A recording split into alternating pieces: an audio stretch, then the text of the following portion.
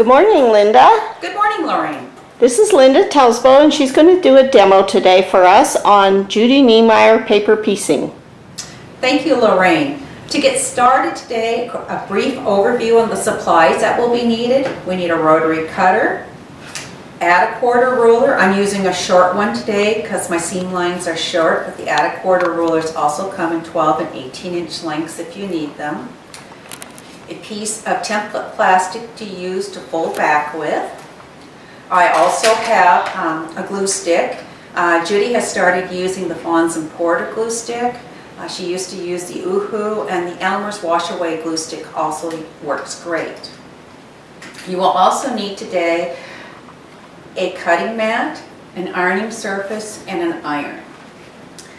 To get started today, I am going to be working on a flying geese unit. Judy's papers are all labeled as to the sewing lines, so they're line 1, line 2, line 3, so there's no guessing on which line to sew on next. They're all sequentially numbered. To get started, we will pick up my first unit, which is this guy right here. He will go on this piece. The first unit is always placed right side down. All subsequent units, when they are sewed, will be right side up. To get started on the first unit, we will use a dab of glue to hold it in place so it's not shifting and moving around. It doesn't take a lot of glue, and the paper pulls off relatively easy on the very end. So it's just enough to hold it in place. And then I take my paper and lay it down on my first piece like this, secure it. I take it to my cutting mat and I will trim up to 1/4 inch on my first sewing line, which is the dark line 1. I lay my template plastic right on line 1. I fold back,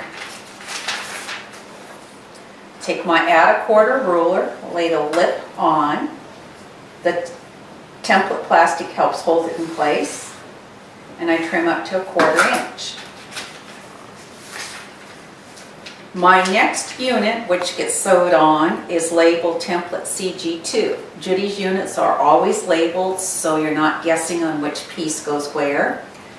This is my CG2 unit, and when I cut my units, they were all cut right side up. On her templates used for cutting out your fabrics, she also indicates a sew side, so you're not guessing on which side is the sew side. So this is my next unit. It is right side up. I take my flying geese, I fold back on that line 1, and I lay it down on this next unit. And I make sure the mirror image of my next unit that the fabric covers it. I come to my sewing station, open it up, and we're going to sew right on line 1. I use a shorter stitch length. I use about approximately 1.8. Don't go too low, because if you go too low, your fabric will tend to pucker on you. You use a 1.8 because it helps in tearing away the paper when you are finished with your units or sewing your quilt together. So right on line 1. After you've done that, you go to your pressing station. You open it up and you gently press back that first piece. Now I'm ready to go to line 2. And before I sew line 2, I need to trim it up to 1/4 inch. So I lay it down on my cutting mat.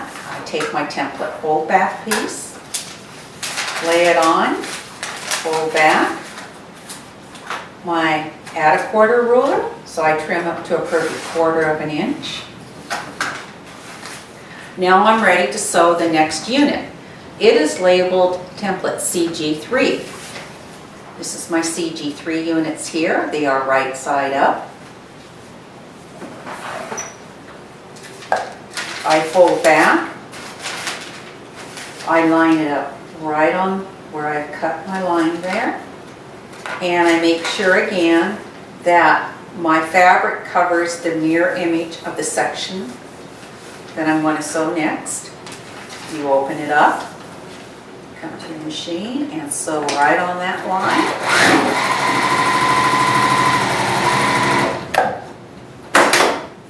And you go through the same process of pressing that seam open.